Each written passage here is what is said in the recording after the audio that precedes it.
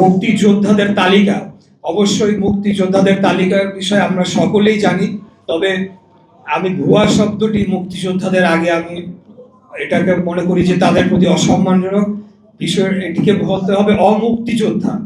বিগত ফ্যাসিস্ট স্বৈরাচারের আমলে অনেক অমুক্তিযোদ্ধাদেরকে তালিকাভুক্ত করা হয়েছিল এবং বর্তমানে মন্ত্রণালয়ের হিসাব অনুযায়ী 1,93,000 সামথিং এই গ্যাজেটভুক্ত মুক্তিযোদ্ধা তালিকায় অন্তর্ভুক্ত করা হয়েছে। প্রাণ ফ্রুটো, সময় অসময় ফ্রুটোময়।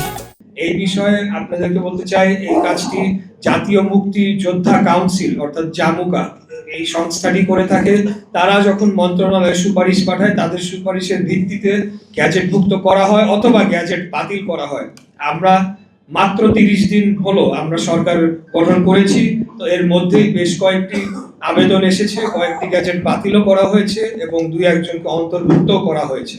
তো আমরা বলতে চাই যে আগামী দিনে অবশ্যই আমরা এই বিষয়ে জোরালো পদক্ষেপ নেব, কারণ আমরা মনে করি যে মুক্তিযুদ্ধের তালিকায় অন্তর্ভুক্ত করার মাধ্যমে মহান মুক্তিযুদ্ধকে অপমানিত করা হচ্ছে, মুক্তিযোদ্ধাদেরকে অপমানিত করা হচ্ছে, তাদেরকে এক প্রকার হেয় প্রতিপন্ন করা হচ্ছে এবং মুক্তিযোদ্ধাদের নামের আগে মুক্তিযোদ্ধা শব্দটির আগে ভুয়া শব্দটি যুক্ত হয়ে গিয়েছে, যেটা আমি একজন মুক্তিযোদ্ধার সন্তান হিসেবে কোনোদিনও মনে করি না যে এটাকে প্রশ্রয় দেওয়া উচিত। আমরা আমাদের যে মাননীয় মন্ত্রী মহোদয়ের সাথে এই বিষয়ে কথা বলেছি। আমাদের মাননীয় প্রধানমন্ত্রী উনি নিজেও একজন মুক্তিযোদ্ধার শুধু সন্তান নয়, স্বাধীনতার ঘোষকের সন্তান।